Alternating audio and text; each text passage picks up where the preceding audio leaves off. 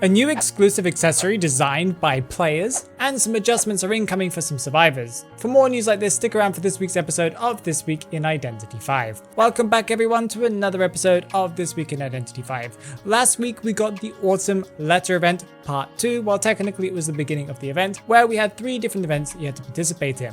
We had the check-in letters event, where you had to log in, you'd get a trial card, friendship letters, an event portrait, and even more stuff, and a little bit of lore. We got the daily letter delivery event, where you have to play matches to be able to get some autumn letters, and then deliver those letters to different places to get different rewards, of which one of them was the A-tier accessory for postman, and also an animated portrait, one of the moving picture ones. We also got the costume upgrade part of the event, where you have to spend 580 nutty coins, yes, a weird name I know, to upgrade Postman's B tier to the new A tier skin for him called Autumn Reverie. A lot of people were unsure as what these nutty coins were and how you would get to them, but the only way of getting them is by spending the equivalent amount of echoes. Antiquarian got a small buff slightly in the tarot mode, where her abilities now won't destroy any creations made by hunters of their own team or any flying items, although I'm not really sure what they mean by flying items. So that means that if, for example, if you were running and you accidentally meant to hit the hunter and you accidentally hit your teammate's tentacle, if you have a feaster in your team,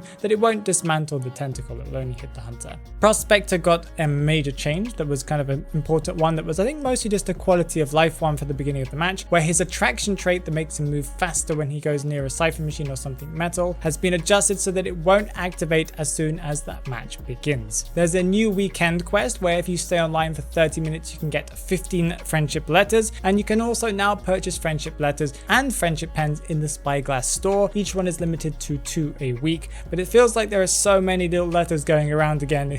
It's become the letter apocalypse. Moving on to what we can expect this week. The most important thing apparently is Psychologist and Patient's character date that both fall on the 10th of October. I guess technically it's their birthday. Do they share a birthday? That's a weird coincidence. I understand why the characters are together, but at the same time, wouldn't it be nice to have their character days separate, because they would seem more like they are real characters. Postman's event that's happening right now, the Autumn Letter event, is set to end on Sunday, I believe, October the 9th, and that's about it apparently, according to NetEase, about what's coming this week, because it says on their roadmap for China at least that there's no planned events really happening next week. Maybe they'll do some small adjustments, maybe they'll implement some of the changes that we've talked about in previous episodes of This Week in Identity 5. I am unsure. Usually they just do minor adjustments or fixes or add new chairs or something like that, fixing maps and stuff like that, but nothing that might be very impactful and impressive to the majority of players. Let's talk about some rumors and some leaks for what might be coming up in the future.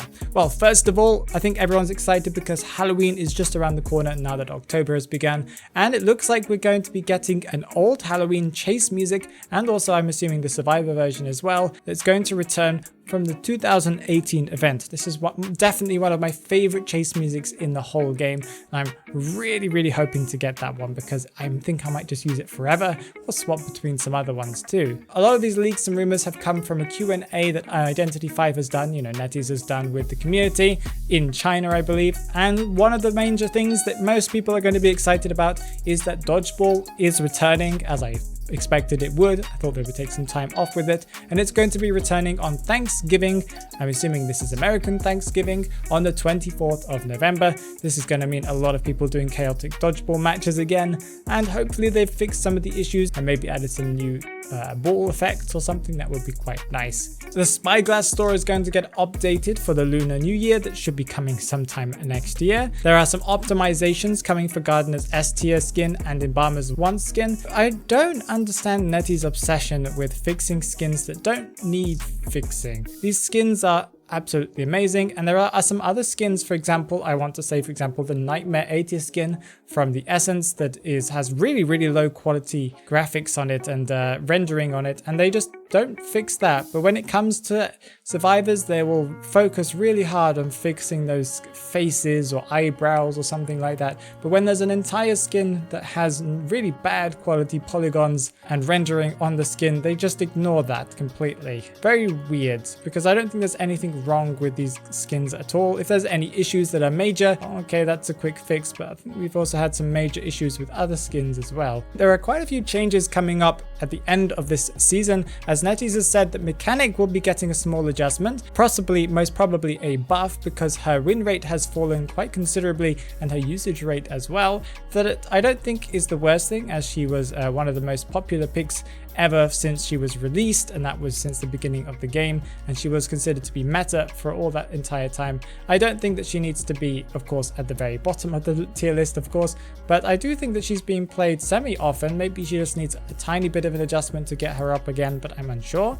Perfumer will also get a small adjustment that's probably going to be a buff, because although her play usage is very high, apparently the win rate is quite low. We've already discussed in my recent video that win rate doesn't mean anything in Identity 5. If you guys haven't watched that video, then I'll probably be tagging it up above, and if I haven't, just check out my recent video, because we know now that NetEase is balancing the game on stats that don't mean anything, so it's a little bit of an issue. I understand that player usage, if it's as a character that's not being played very often, then maybe they need to adjust the character to be more fun to play or something like that, but win rate doesn't really define it, especially if everyone's playing Perfumer. That means that the win rate is usually going to be lower anyway, because there are going to be a lot of people who have no idea what they're doing. Antiquarian is most probably going to be getting a nerf, as she's been considered to be quite strong and her win rate is quite high.